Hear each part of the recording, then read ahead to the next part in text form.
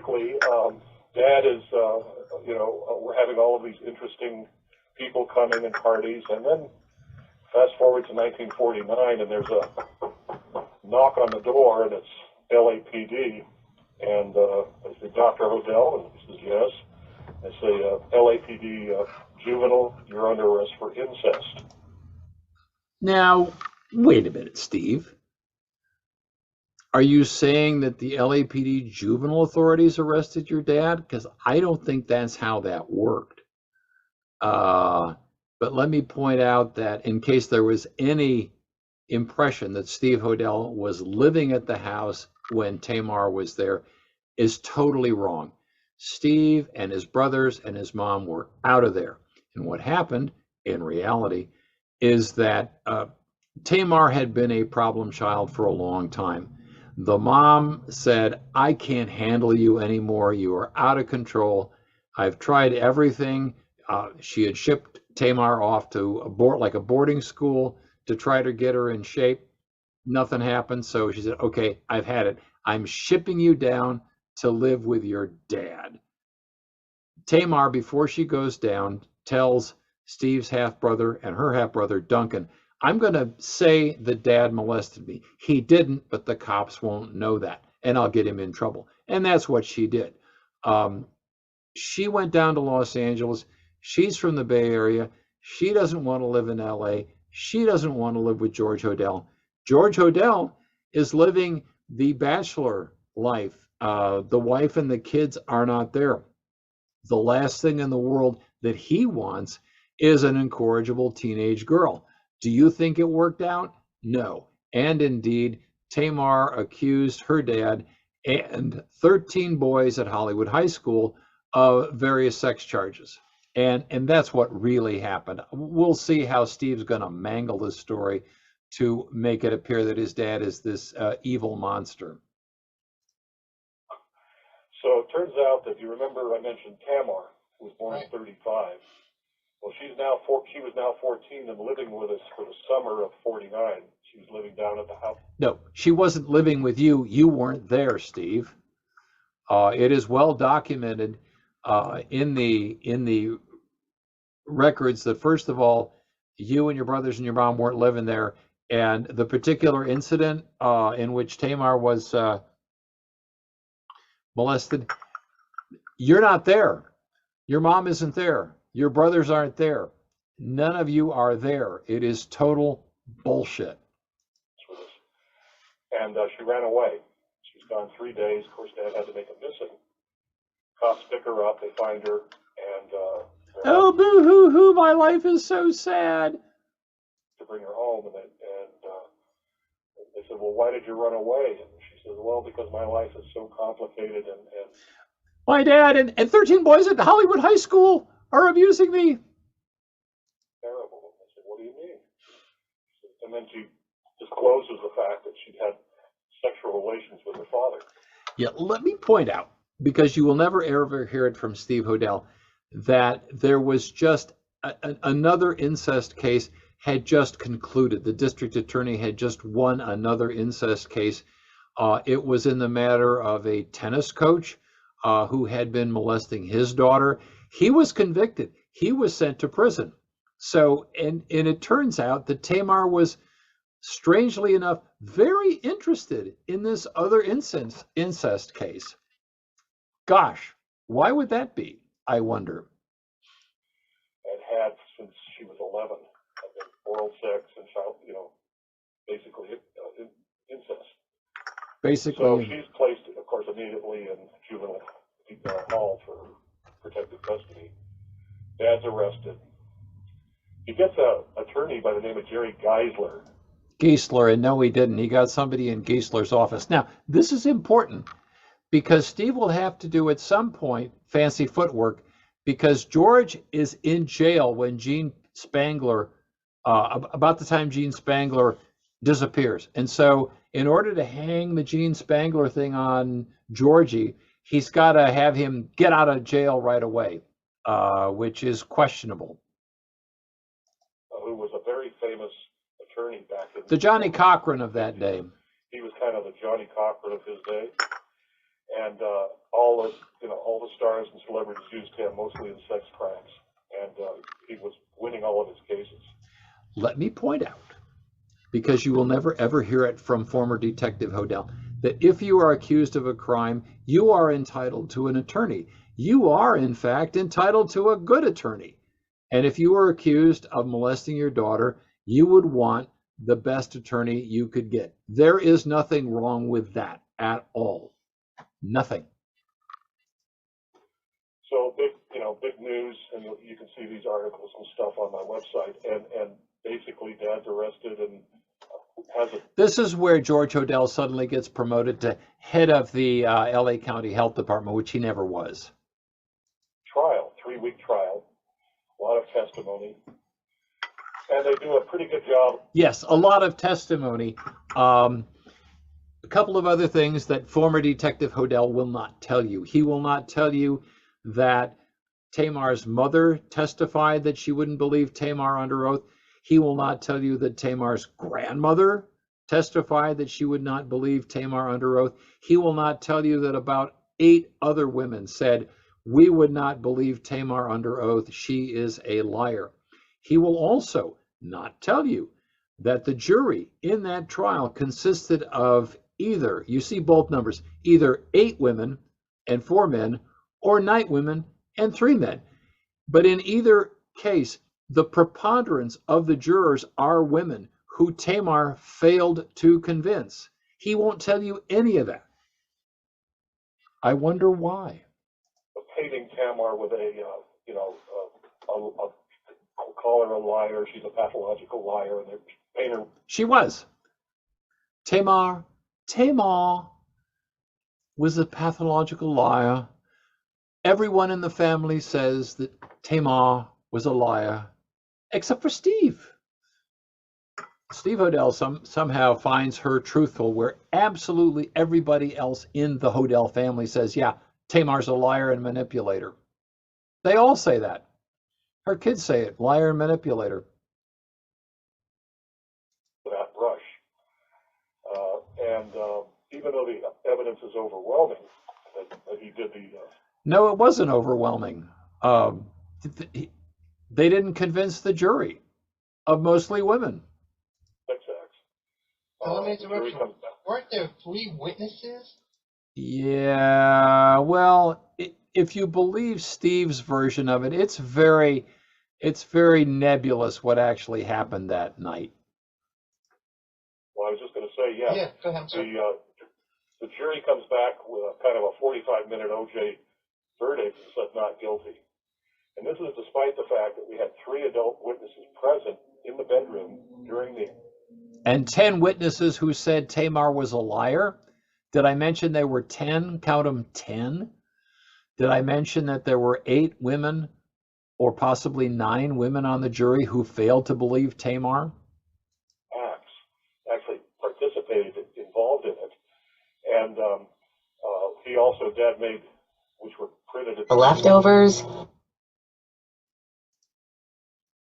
To the CPAP games live from the Absolutely Bruce.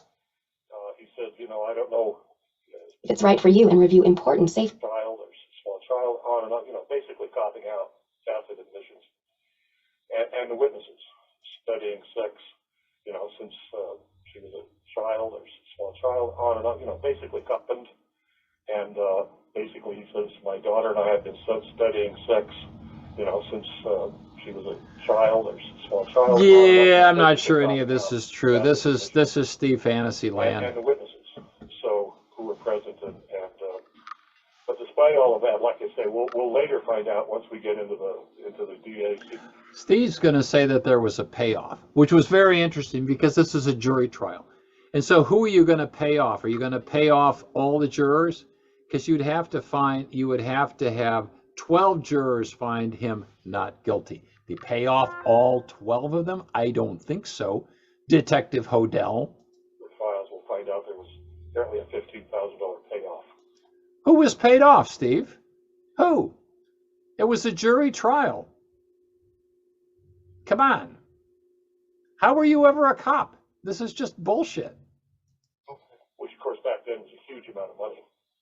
But now, were the witnesses Anyway. arrested? If the witnesses were there participating, weren't they arrested?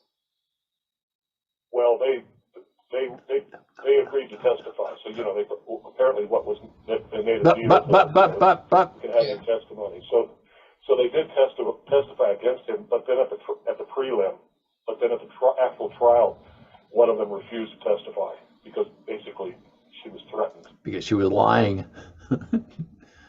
And she got probation. Dad threatened to kill her. So What? No.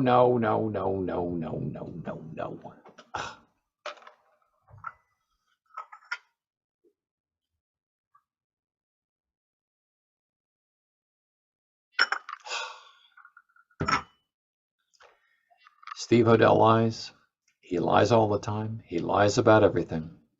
it clammed up, and it added complication. The other witness testified, but still, they go figure. Yeah, there was a trial, though. There was an actual trial. There was an actual trial, yes. There was a prosecution and there was a defense. And as I said, the prosecution had just won another incest trial. So this was, they knew what they were doing. Tamar was it was a lousy case. It was a bad case that shouldn't have been brought. On the molestation, and he was found not guilty. Yeah. 3-week trial. He was found not guilty despite all of the evidence. And so that's it. Now we're up into early 1950s. Well, no, we're coming up perfect time for a break. We're coming up to a break. It's going to be a short break, around 2 or 3 minutes. We're with Steve Hodel. Okay. Bye. I just want to remind everybody that it's a listener-sponsored station. Who's a really interesting guy he's doing up these guests. I think he helped. So Dad, after the trial, he's still in town for about 3 or 4 weeks, and he decides suddenly to split. That's not what happened either. Okay. In reality, which is where we live, George Hodel was found not guilty, yes. But Tamar succeeded in trashing his reputation to the point that he couldn't get a job anywhere. He was unemployable. He had to go far, far away to get another job. He also stuck around long enough for the investigators to plant microphones in the house to put him under surveillance. So he didn't split immediately. Okay, Steve. Takes off, and he leaves the United States quickly. And he relocates to Hawaii. There was nothing quick about it. He couldn't get hired. And Steve, you're leaving out all the stuff about bugging the house. Ugh. At the time, in 1950, was a territory. He meets and marries a wealthy Filipino woman, moves on from Hawaii after about a year or two. He becomes a psychiatrist, goes to Manila, where he's home based, gets into market research. He did go to Manila. He did go to Hawaii. He did move after a couple of years to Manila. That's true. And opens up in 20 different countries offices, becomes the largest market researcher in Asia, becomes the leading expert in Asia on market researching. Yeah, maybe. I have, in fact, checked that part of the story. There's only so many hours in the day. Also, his prestigious degree as a psychiatrist backing that. They have 4 children. Oh, do tell us, Steve, what those Hodel children think of you, because it ain't good. I'm afraid they're displeased with you, Stephen. I wonder why that would be. Married and divorced in 5 years, has a bunch of affairs, and then winds up with meeting June in 1969, who's his office manager in Tokyo, Japan. They get married and will stay married for the next 30 years. He's 40 years his junior, younger than I am. So Was it 40 or 30? I think you said both. I don't remember now. Whatever. There was an age difference. Yeah. market research firm throughout Asia. Yeah, now this is where we're really getting to the root of what's going on with Steve. In Steve's mind, George Hodel was wealthy. And you know what burns him the most is when George Hodel died, he didn't leave him that much money. Well, okay, George Hodel had a bunch of kids. He had a wife. Steve and the other kids were expecting to get a lot of money when George Hodel died. And guess what? They didn't get it. I think each of them got about $10,000, if I recall correctly. And apparently that wasn't enough. So that sent Steve off on this 20-year campaign to cash in on old dad, make some money out of him. And that's all this is about. It's like, shake that moneymaker. That's all it is. Decides in 1990 to come back to the United States after 35, 40 years absence. June and he relocate to San Francisco, downtown Bush Street. Oh, yes, and they had the penthouse where George could see the cemetery where Elizabeth Short was buried. No, none of that's true. That's more Steve Hodel bullshit. If he says it, I don't know. Will he say it this time? Sometimes he says that. Had a penthouse in the 39th. No, he didn't have the penthouse. He did not have the penthouse. Another lie. This fictional rich dad who had all this money and didn't leave Steve enough. Nah, not true.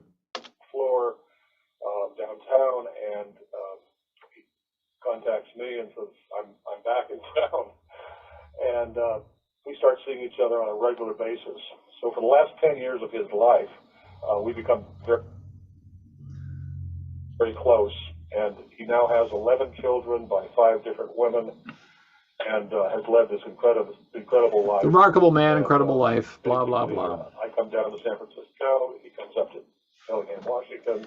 We became very close. I didn't know him.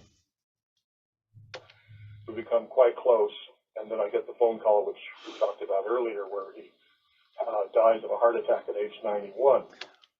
Ah. Now I have the death certificate here because Steve is going to say, well, he usually says, I don't know for sure what he's going to say. Steve, here's the death certificate. Steve usually says that his dad overdosed. What it says here is congestive heart failure and ischemic cardiomyopathy. That's what's on the death certificate. Okay. What will Steve Hodel say? I don't know. Basically, maybe we should jump into a little summary on the Black Dahlia murder. Should we do that for you? Yeah, I agree. Yeah. Yeah, Ed, you are not doing a good job of controlling this interview. Steve is just rambling all over the place. Okay, now we're going to do the Black Dahlia because shake that moneymaker.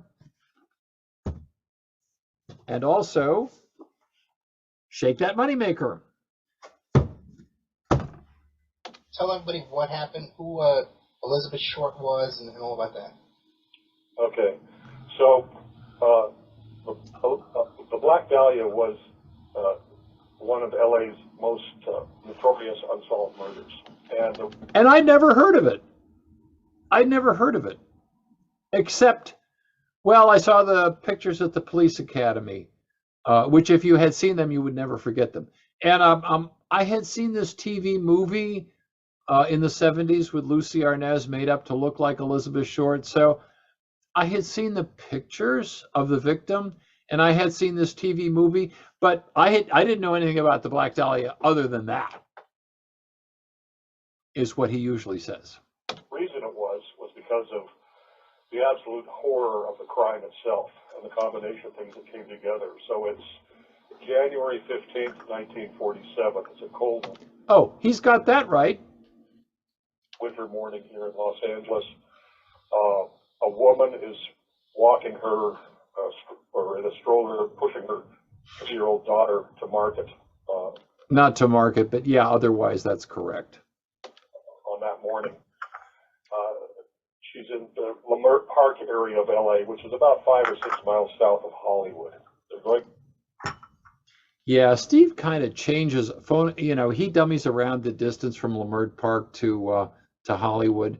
Um, it's not close. You know, I mean, close is a relative thing in LA. It's not particularly adjacent to Hollywood. Let's put it that way.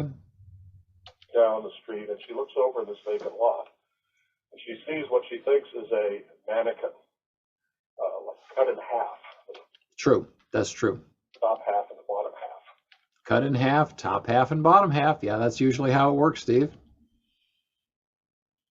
And she looks over and says, "Oh my goodness, that's going to scare the children on their way to school on their bicycles and stuff." So she goes down about a block, door knocks, nobody home. She goes down to another house, 39th and Norton. She's on Norton, and she door knocks that, and it's the residence of a Dr. Walter Bailey. We don't know that. It could be. She says it was the home of a doctor. She said that. And there are no other doctors, or there were no other doctors living on that street that I'm aware of. So it could have been the Bailey house. But what she did was, this is in the days before the cell phone. She started knocking on doors to find somebody who had a phone so she could call the police. That's true. And she meets the wife, and she says, "Can I use your phone? I want to call We don't know who was there. the police and tell them there's a mannequin." And so she does. She calls it in. Cops respond, get there, and it's not a mannequin, it's a young woman. Jane Doe.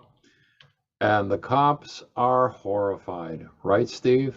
Completely nude, perfectly surgically bisected at the waist in half, carefully posed near the sidewalk in this large vacant lot. Surrender position. Signs of torture to the body, burn marks. No. Nope. Nope, nope, nope, nope. Cigarette burns, that's wrong. Nope. Cigarette burn marks. Nope. I'm Nope. not going to go into all the details, but it was just horrific. No. No cigarette burns. That's mythology.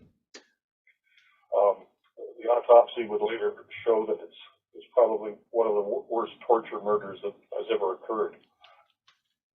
Yeah, that's Steve's spin. There's nothing about the inquest. There's nothing in the autopsy files to say that. No. The veteran homicide detectives that respond are in shock. They've never. No, they're not. No, they're not. We want them to be in shock. We want the police who respond to be horrified. They were not. These guys were hardened homicide detectives. They had seen lots of blood and gore. Let me point out, have you ever seen a traffic safety film from the 1930s or the 1940s? They're gruesome. That's blood and gore everywhere. And more to the point, the responding police officers, the first cops on the scene, they were World War II veterans, okay? They had seen some blood and gore. So this was not like, oh my goodness, we want to believe that. We would be shocked and horrified. But the cops were not. No, they weren't. They had seen a lot of murders. They had seen dismemberments. Definitely had. Yeah. Seen anything so brutal. Yes, they had. She's a Jane Doe. They get her fingerprints. They send them back to the FBI, and within a day, they get a name and an identity. Yeah, Steve is kind of compressing a lot of details about how the fingerprints were transmitted electronically back to Washington. But in essence, that was happened. The fingerprints were transmitted. Once the FBI got a good set of prints, and that took a while, they identified her very quickly because, yeah, that's what they do. And her name is Elizabeth Short. Yep. She's 22. Yep. She's from Medford, Massachusetts. Yep. And she basically came out to Hollywood during the war. No, she did not come out to Hollywood during the war. She came out to Hollywood about 6 months before. She was murdered in January of 47. She arrived in Los Angeles. She arrived in Long Beach in late July of 1946. She was in Southern California for about 6 months. Steve Hodel hotline. Excuse me. Oh dear, oh dear. Butthurt hotline again. So sad. In the early 40s, 42, 43. No, that's totally wrong. Elizabeth Short was in Los Angeles very briefly for a matter of a couple of weeks with her dad. They fought all the time. She took off and went up the coast to what is now Vandenberg Air Force Base or Vandenberg Space Force Base. It was then Camp Cook. But that's it. She was only in LA a couple of weeks during the war, and then for 6 months after the war was over, and that is it. To basically meet Lieutenant Wright, fall in love, and hopefully live happily ever after. No, that's not true either. She had been engaged to Major Matt Gordon, who was killed at the very end of World War II, and she met a guy by the name of Gordon Fickling, and she came out to see if she could rekindle something. So it wasn't just she was on the prowl for a guy. She came out to specifically to see Gordon Fickling. It did not click, and they went their separate ways. But that was her motivation to come out to Los Angeles, was Fickling. She got involved in the shark-infested waters out here, and another weird Steve Hodel laugh. Kind of pretty naive, and dated guys and stuff. And she dated guys and stuff. Oh my God. Basically, she wound up, at 39th and Norton in this horrific crime. So they start checking around, and wow, what a jumbled telling of the Elizabeth Short's story, Steve. That's just a mess. And researching and tracing her background and stuff. And while they're doing that, the other thing is that the name Black Dahlia. One of the newspaper guys talks to some of the military guys that saw her in a pharmacy where she would go in for sodas in Long Beach, which is just south of LA. Okay, this is what really happened. Was she was in a drugstore lunch counter in Long Beach. Movie at the time was called The Blue Dahlia. There was a joke about they should call her the Black Dahlia, and it was an in-joke in that drugstore, and that's it. The newspapers did not name the murder. They frequently did. They tried to call it the werewolf murder, but the Black Dahlia name was much better. And she was called that, but as a joke and just in that drugstore. And the guys in there gave her the nickname the Black Dahlia. There was a movie that had come out the summer before called The Blue Dahlia. No, it was that summer. Summer 46. Yeah, which was a famous noir film with Alan Ladd and Veronica Lake. And so they kind of did a spin-off on that and called her the Black Dahlia. So you've got the name, this mysterious name, you've got this horrific, murder.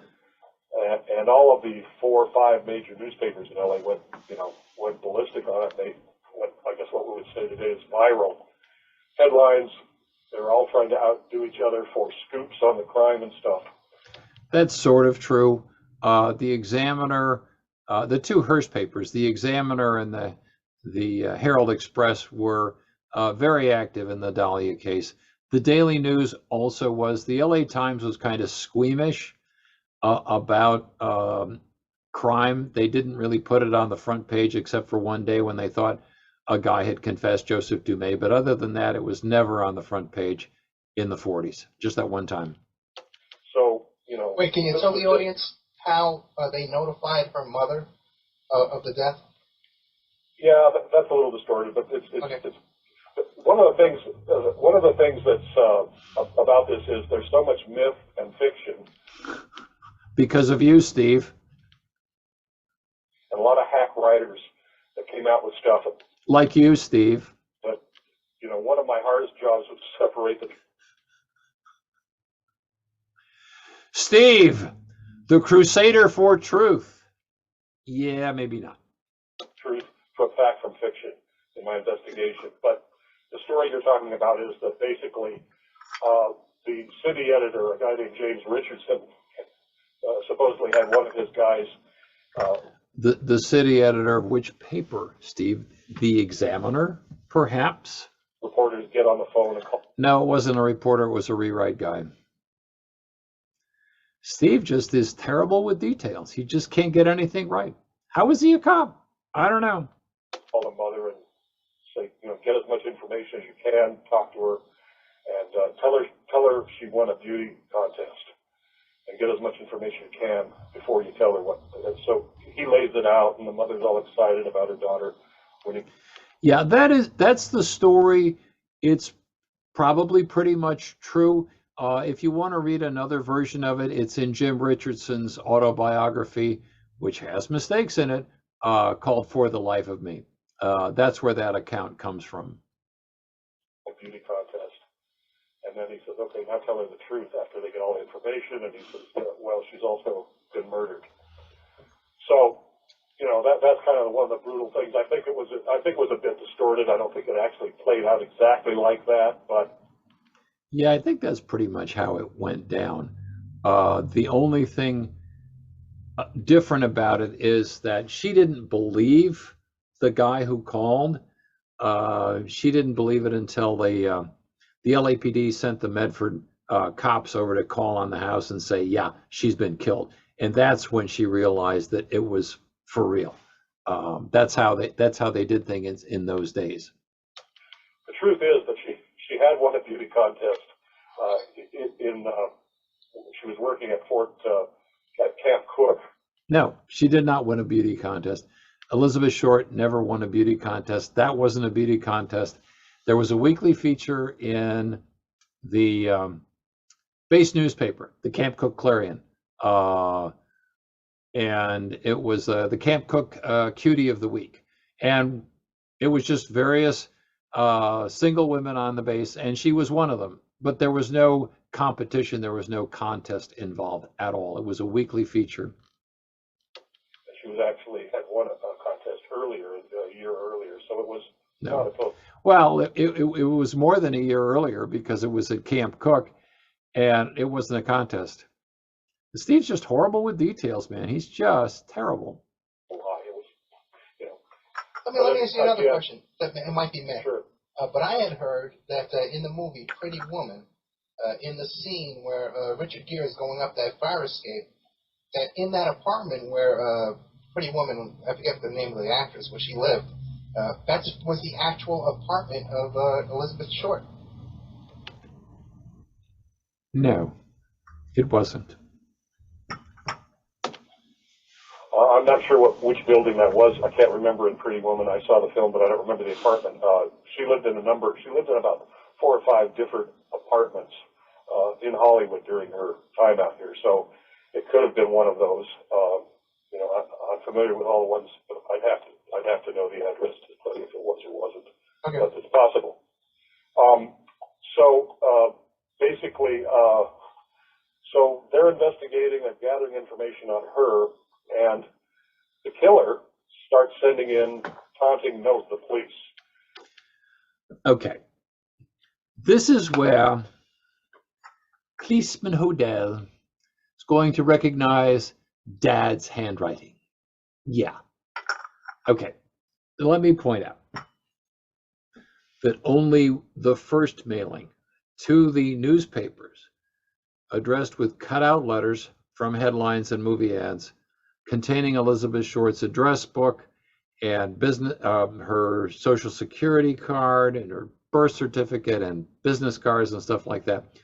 Only that one was considered legitimate. There was a lot of crackpot mail and pranksters, which is what Steve is going to say. Oh, I recognized Papa's handwriting. No, there's nothing to show any of those were legitimate. There were a lot of them. There was a lot of crackpot mail. Steve, I guess, is going to say that every bit of that mail was from George Hodel. And it's like, no, none of it was. They're cut and pasted like ransom notes. He's taunting the police and cutting these notes out, and Dahlia killing justified. And then he comes out with another note, turning myself in on February 29th, had my fun at the police, and he signs it Black Dahlia Avenger. Oh, and this is where Steve is going to recognize his dad's handwriting. Let me point out that his dad's handwriting, and I have a sample of his dad's handwriting, looked nothing like that at all. Nothing.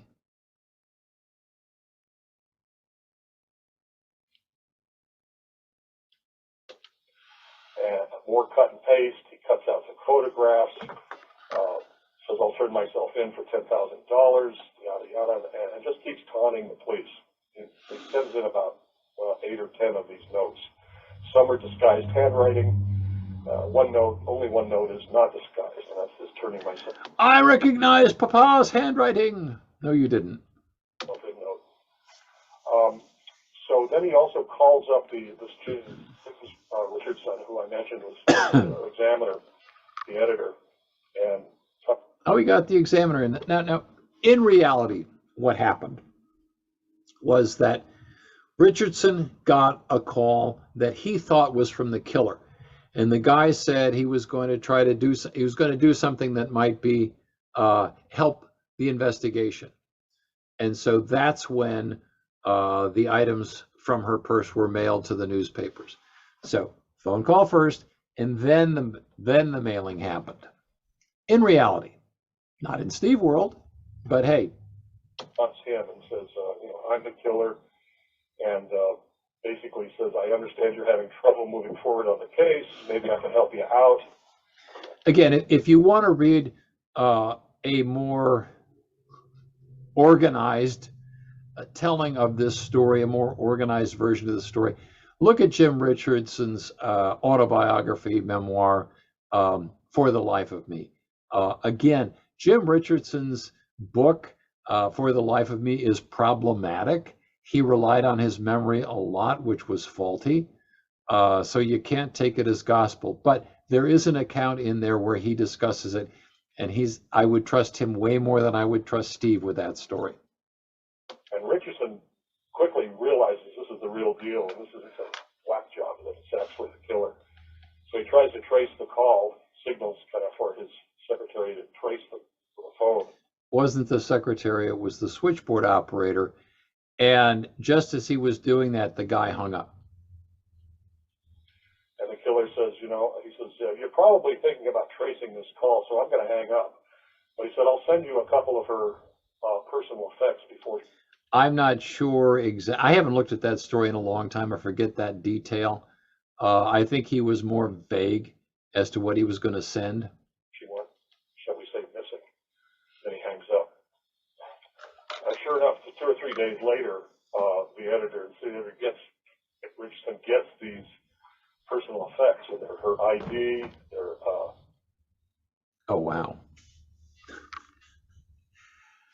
Steve has got this story so screwed up. Okay.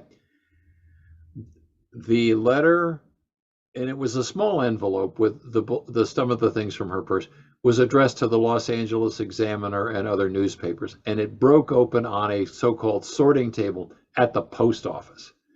And so that's where it was opened, was at the post office. Richardson didn't get it.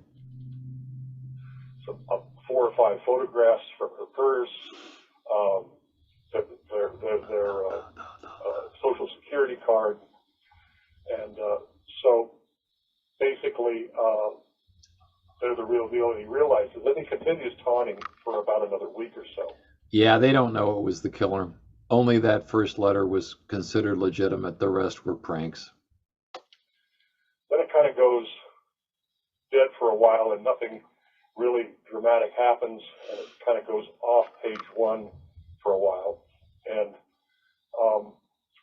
things quiet down. Steve, you're not mentioning the inquest. Is there a reason for that?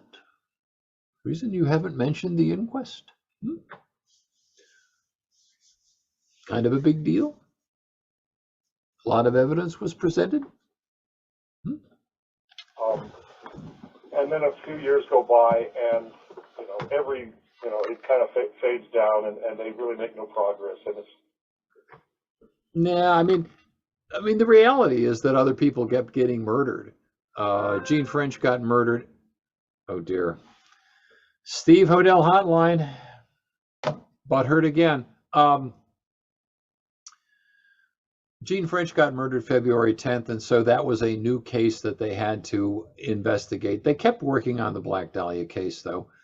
Um, the it got like less importance in the paper after a while because there were other killings. But they would the papers would revive it, and the police kept working on it. It becomes one of LA's most famous whodunits, but remains so because of the absolute horror and the uniqueness of it, of the crime itself. Now that's interesting, Detective Hodel. You say the Black Dahlia killing was unique, and yet you also say it's related to all these other killings. How can it be unique and yet related to all these other killings? How is that possible? How? So now let's go back to how I got involved in the investigation. Okay. All right.